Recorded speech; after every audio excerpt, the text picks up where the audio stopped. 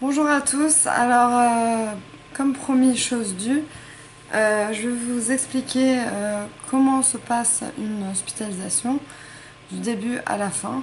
Donc, lorsque l'on se fait hospitaliser, l'hôpital en lui-même, comment ça se passe. En tout cas, à Strasbourg, en France, je pense, partout en France. Dans les autres pays, je ne sais pas. En tout cas, à Strasbourg, c'est comme ça. Et puis à la fin de l'hospitalisation, qu'est-ce qui se passe voilà, après l'hospitalisation. Donc pour commencer, on va se ressentir des choses bizarres, anormales.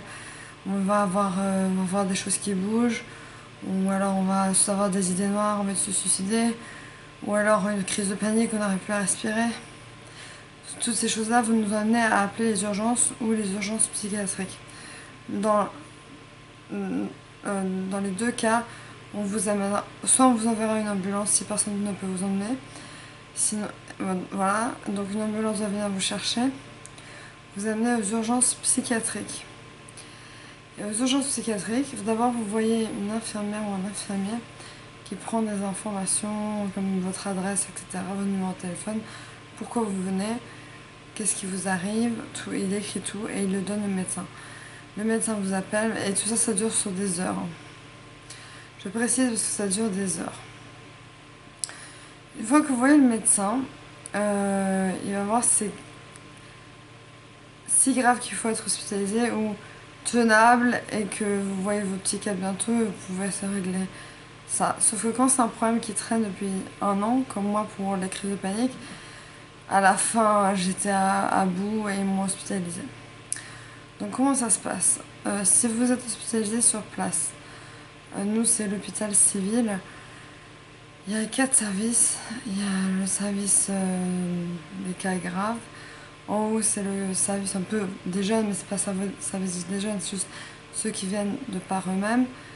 En face, en haut, il y a le service boulimie anorexie. Et en dessous, il y a le service mère-enfant.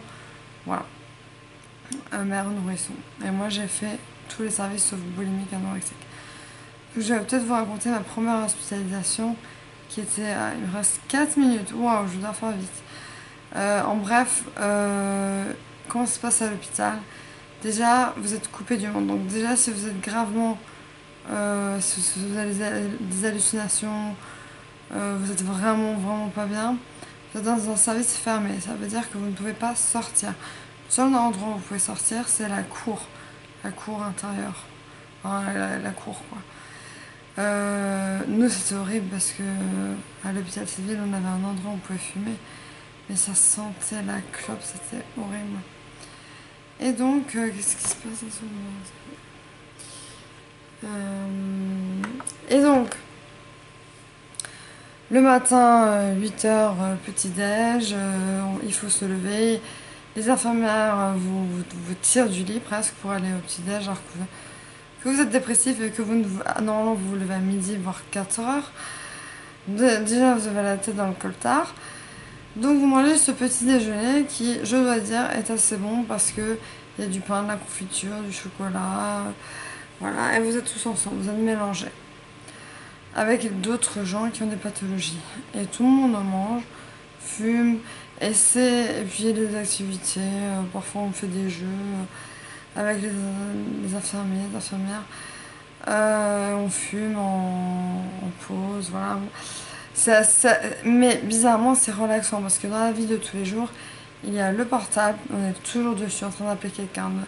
Et moi, j'avais demandé à cette hospitalisation que ma mère prenne mon portable pour que je n'écrive pas de texto. Moi, j'ai tendance à écrire des pavés aussi.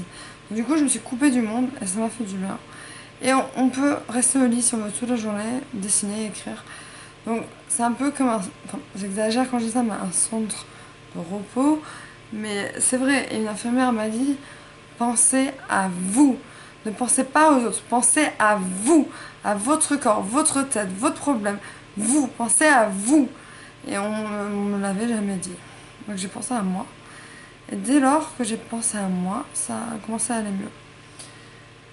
Et que j'ai bien sûr étudié à l'époque, non, je ne savais pas encore que j'étais bipolaire. Mais dès lors que j'ai su que j'étais bipolaire, je pouvais dire que j'en ai fait des recherches. dans des livres, des vidéos et ça. Et enfin, à la fin de l'hospitalisation, parce que quand vous voyez les psychiatres, à chaque fois ils vous augmentent les médicaments, donc vous êtes un légume, vous marchez très lentement, vous parlez lentement, moi ça m'est vraiment arrivé, hein, ça fait peur. Et à la fin de l'hospitalisation, vous êtes mieux, vous êtes plus calme. Et là, on vous dit, bah, vous sortez demain ou après-demain. Et vous sortez et vous prenez vos médicaments avec un pilulier ou pas. Et normalement, tout va bien à la fin de l'hospitalisation. À chaque fois que je suis sortie de l'hôpital, je me sens bien.